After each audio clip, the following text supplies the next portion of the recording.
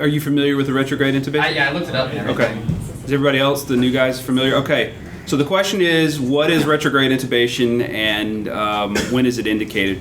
Retrograde intubation is effectively a Seldinger-guided intubation. So you do a percutaneous access of the trachea, and you try to guide a guide wire back into the oral pharynx. You would grab that with some ring forceps or something, pull it out, load on your ET tube, and then you advance your ET tube as far as you can, and then you have to release the guide wire at the percutaneous portion of the trachea where you accessed it, and then you continue to advance that ET tube as you pull the guide wire. Now, when is it indicated? In the emergency department, the truth is, and I have no experience with it. I would be surprised if many emergency physicians had a lot of experience with it. I think that it would never be indicated in a crash airway situation. Okay, it would never be indicated in a crash airway situation because it takes a while to do, and maybe in the cadaver lab we could do it sometime, and you'll get. I have done it on a cadaver. You'll get appreciation of how long it actually takes. So as the SATs are going 90, 80, 70, 60, 50, and you're still trying to jab a needle in the throat, it's not going to turn out well. So in my mind, the place where it would be indicated.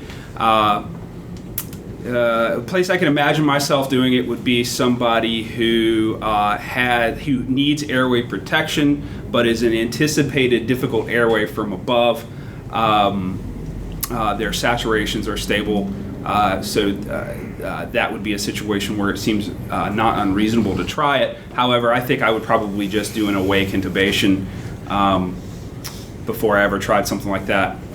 Because intubating through an air cue is actually quite easy. So without doing like a case study, the theory behind using the wires, you can still bag this patient.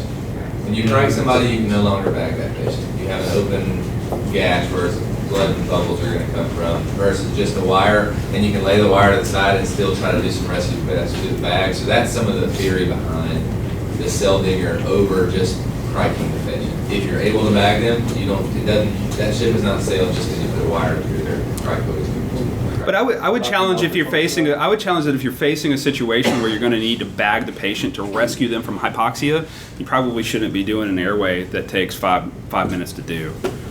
I mean, I think that in that rare patient that's sick enough to where you have to absolutely secure the airway by intubating, but you have the time to do it, I'm with Brad. I'd much rather do an LMA. I think that you could argue better for either doing a needle-guided crike or having ENT do a tracheostomy. I mean, that is an option.